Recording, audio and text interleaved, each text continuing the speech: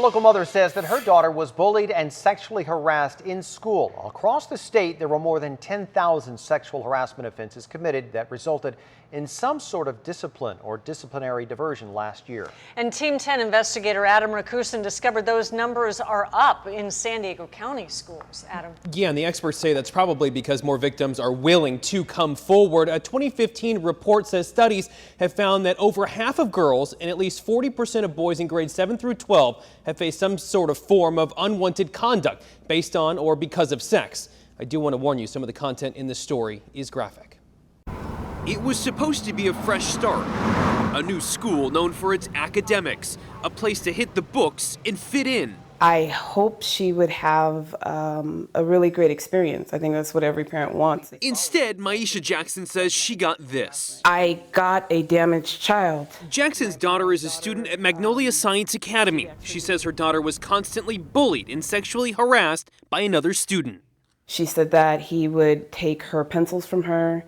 If she tried to get them back, he would stick them down his pants. Jackson says the male student didn't stop there. She claims he took Play-Doh, made it into the shape of a male penis, and rubbed it on her daughter while making inappropriate sounds. I consider that sexual harassment. Would you go as far as sexual assault? I would, especially since he touched her with it. I would. But nowhere on a school investigation report that Jackson gave to Team 10 does it use the term sexual harassment or sexual assault. The report does say the accused student admitted to rolling up the Play-Doh and holding it up while singing an inappropriate song that was sexual in nature. And the Play-Doh represented a male genitalia part. But the other student denied touching her with it. At the end of the report, it lists an action plan, basically separating both students at all points of the day, making it so they wouldn't come into contact with each other. Jackson says that's not what happened. The very day I brought her back, she was in lunch, line to get lunch, and they let him out of the office apparently, and he went and stood directly behind her. Magnolia Science Academy's lawyer said no to our request for an interview. Instead, in a statement, talked about confidentiality laws, saying any incidents that impact the well-being of a student are reviewed, investigated, and responded to with the utmost urgency. Jackson's daughter isn't alone in her claims of sexual misconduct.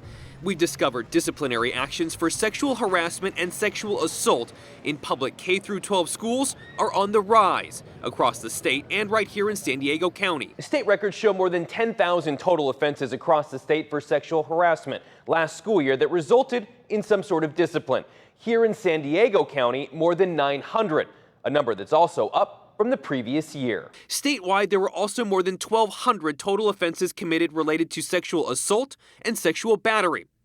Joel Levin's with the group Stop Sexual Assault in Schools. We showed him the statewide numbers. It's more prevalent than parents recognize. We also found that despite the increase statewide, districts like San Diego Unified, Sweetwater High School District, and Oceanside Unified all had fewer total offenses that resulted in disciplinary actions than previous years. Levine says there's a lot of sexual harassment that goes unreported. If the numbers go down, if they decline, that could be a sign that students are afraid of reporting, or there's some sort of barrier to feeling comfortable about reporting. Or it could mean the school's policies are effective in reducing the incidence of sexual harassment. In Jackson's case, an email she says she got from the CEO and superintendent says in part, sexual harassment and/or bullying are never acceptable on Magnolia campuses. The young man who started the situation has been punished. Jackson says she wants parents to know sexual harassment and assault happens. This is an emotional situation that's probably going to be with her for life. And Jackson's daughter is still with the school, but in a homeschool program at the moment. She does have an attorney, and they are looking at their legal options. Adam Rakusin, Team 10. Adam, thank you. If there is something you want our investigators to look into, just send them an email to team10@10news.com.